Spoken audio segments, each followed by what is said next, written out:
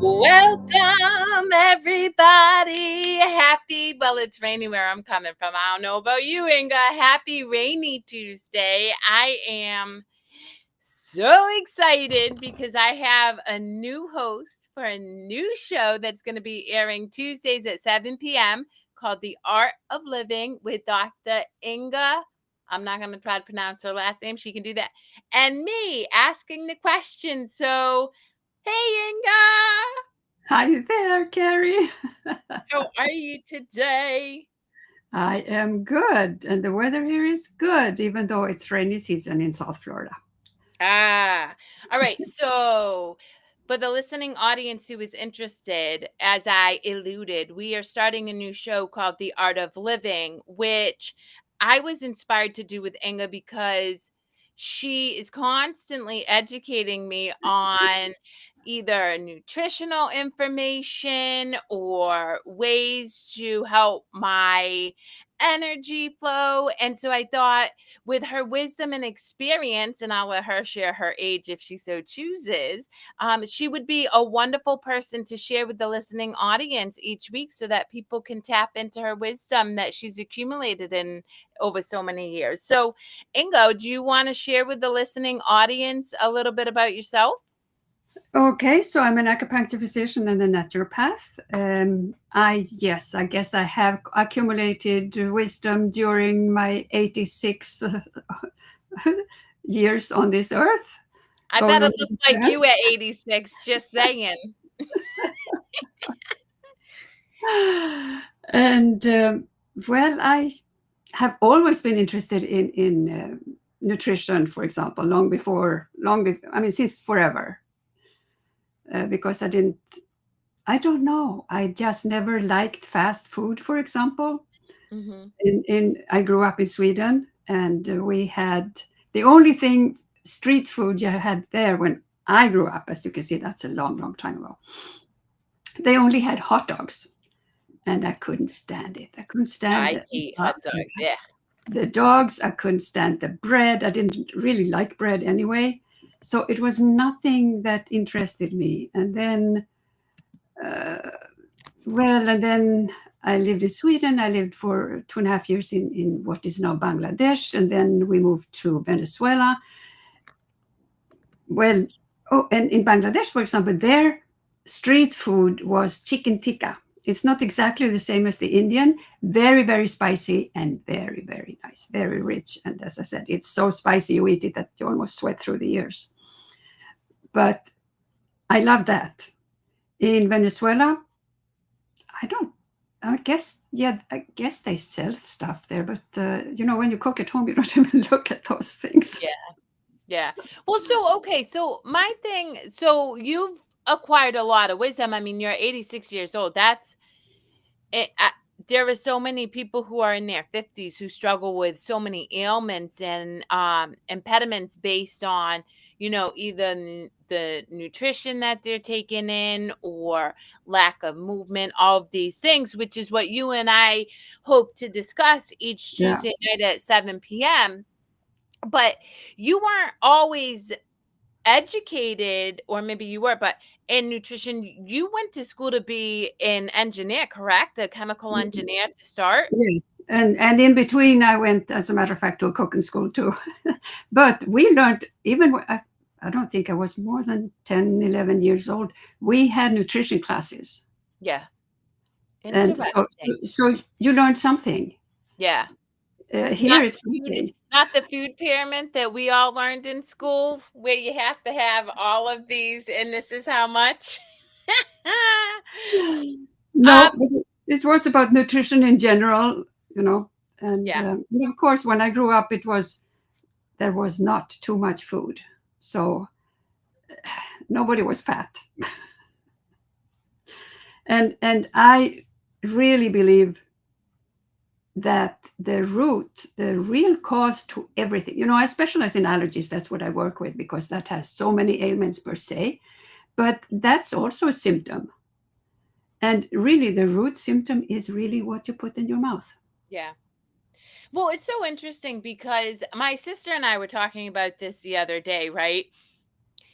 Inga was kind enough to do a scan on me, which we'll talk about on one or more of our shows on Tuesday night at 7 p.m. Eastern Standard Time. And we would love to take questions. We love to interact. So just shout out for anybody who's interested. And it said I needed to add B complex vitamin.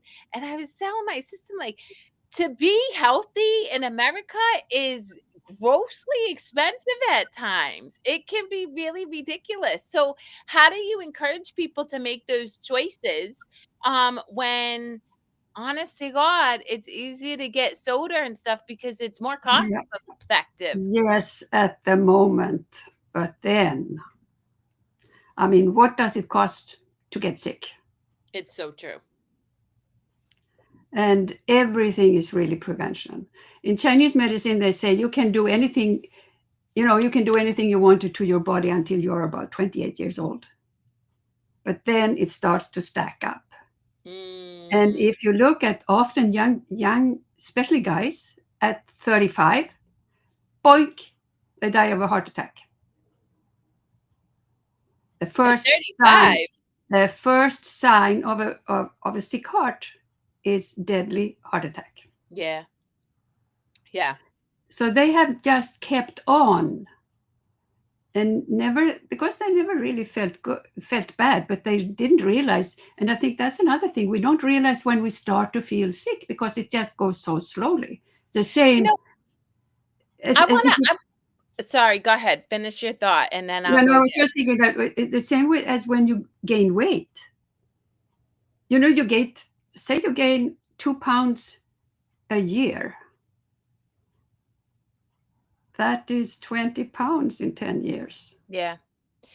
Well, interestingly enough, I feel differently in that I think, and I can only speak for the American diet, right? And my parents, they did. I never grew up on frozen foods, which were saturated in salt. Like they cooked home cooked meals, right? But knowing what I know about nutrition now versus what I and like took into my body then, I would say that a lot of people never feel good. They haven't ever felt good. They haven't ever not had inflammation in their body because there's so much sugar in everything that we ingest in the American diet, right? Every yesterday I was cooking spaghetti for my family and I'm reading the ingredients and second ingredient sugar, right? And so whereas you say they may not recognize because it's passive, it comes over time. I would say people don't always feel good from a very young age and they're Yeah, not even aware of it, so they just start to decline and decline and decline and really never understand the root cause. that And is the so problem. Yes. yeah, Mhm. 100%. And that's why I consider myself a scientist and I'm constantly playing. So I made my little smoothie and I was using spinach and kale, but Dr. Ynge said, Kerri, don't do that. So use arugula and it tastes peppery. So it's an interesting flavor. However, I am willing to try it out to see how it makes my body Well, feel. that makes it very good for your liver. Everything that's a little bitter, Peppery yeah, that is good. that Okay. helps No. the liver. Well, And so here's I was also going to say, just that you said the spaghetti, the pasta. I don't know if you used wheat pasta, but wheat is about 10 points higher than sugar on the glycemic index. yeah, you were telling me about that. I didn't eat the pasta. Although I'm gonna be honest, I ate the processed sausage, so I don't know if that was much better. I love pasta, but I can't have it. So No, but anyway, so here is the deal, guys. These are the conversations Dr. Inger and I plan to have on Tuesdays at 7 p.m. because and I can't speak for Inga, and I'll let you share with the listening audience in a minute. But for me, my passion is truly to uh give people information to break free from suffering. And yes, while I am in addiction and mental health recovery, I fundamentally believe that we are mind, body, spirit, and we are responsible for taking care of the whole of us, right? And so I have a responsibility not just to hold space for people as they question their belief systems, their habits, and their behaviors, right? But I have a responsibility to share with you information that could help your body feel better, and so that you're more inclined to take action to do the hard things like examine your beliefs. And so that's why I'm really passionate about doing this show on Tuesdays. What about you, Dr. Engel? What Well, is yeah, I always say when you go to the shrink and you get pills, the shrink looks in the wrong place. It's not in your head, it's really in your gut. yeah, If your digestive system is out of order, then you can get depressed or whatever with your, mental health. yeah, You have to look at your gut first and what you eat. And I understand if you, it's like a vicious cycle, because why did you get sick? Probably from bad food. I mean, with depression and mental health. And then when you have mental health, you don't care what you eat, or yeah. you crave things and you give in to it. So it's really a very complicated thing, but it Yeah, goes but you know what? hand in hand. It's It, education, right? Getting informed, which God, I spent from the time I was like 13 years old until my early 30s, I was studying about psychology, philosophy, theology, energy. It wasn't until my early 30s that I actually applied it. And so this is why I love this forum, because even if you're not ready to take action, it gives you information for you to make a more informed choice when you're ready to take yeah, action. That's really important for me. And then also, coupling with what you were saying about our gut and mental health, my twin sister, who is the chief nursing officer of an organization in Massachusetts, she went to um, a conference where they were saying that the indicators for Parkinson's, constipation, and depression, and yes, constipation, because you have toxins, neurotoxins going into your body all the time, because if you're not releasing all of that waste from you, you it's just sitting in your circulate body. it. You just recirculate the Yeah. toxins. Yeah, Yeah. I had no idea until she told me that. I mean, that obviously it's like, "Oh, yeah," but, it's that aha moment, like, "Oh, yeah, it makes sense." Never really thought about it, though. But for you, Engel, why is it that you're willing to show up every Tuesday at 7 p.m. with me to share with the listening audience about all of the wisdom that you've learned over the course of your 86 years of life with regard to Well, health? I look at the general health, but worse than that is the kids.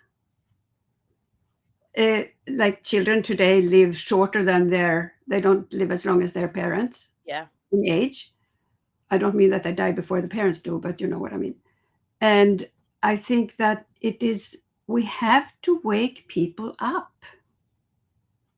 50% of kids today between birth and 18 years of age have one or more chronic diseases. Wow. Who is going to take care of them? And who is going to take care of their sick parents? Yeah. And we have to start somewhere. And Yeah. I think information is the only way to go. Yeah, I 100% agree. I always encourage people, I'm like, if you can do nothing, pick up a book or listen to an audiobook, or, challenge yourself to seek information outside of what you've been taught, because our mind is a beautiful thing and it wants to learn, and not only does it want to learn, it wants us to take action to apply what it is we learned. So with that being said, to the listening audience, as I mentioned, Inga and I, Dr. Inga, and I want to ensure that you ask questions. We want this to be Yes. interactive. We want you to, if you have a question, type it in the chat or email me and let me know. Message Inga and let us know, and we'll be happy to address it on the next episode. And my hope is that it's engaging, it's fun, because I like to think I'm quite humorous at times, but most importantly informative, and imparts wisdom that helps you make small micro changes that can have massive effect over the course of a year, right? So, Yes. any parting words from you, Dr. Inga? I am looking forward to do this. Yes.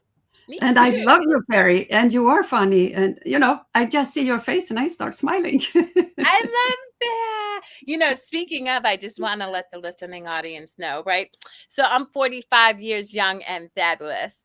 And I was reading research about Botox. And you know that when you can't smile because you Botox the wrinkles out of your face, it actually makes you struggle with either feelings of apathy or depression, because smiling releases chemicals in your brain to make you feel better. So that is Not my great only tip. that, not only that, I have to, when you talk about that, I have to add, in Chinese medicine, the whole face, it's all digestive points: stomach, large intestine, gallbladder, all over the place, small intestine. The whole thing has to do, I have done it before, 25 years ago, I used to do facial acupuncture, Yep. and their digestive system totally changed to the better when I did the face. Wow. See, I love it. Learn this and more every Tuesday night at 7 p.m. Eastern Standard Time. Please feel free to comment, engage with us, share this if it feels good. Actually, we have a comment, and I'm going to. Oh, I love this. We love you Sherry, too, Sherry. Sherry, She's a wonderful person. I Anybody who is know. looking for an amazing woman who lifts up other women, Sherry Leopold is the lady. Okay, on that, I'm going to jump off. But guys, we look forward to seeing you next Tuesday at 7 p.m. Eastern Standard Time with Dr. Inga and Kerri Lewis. And have a beautiful and blessed day.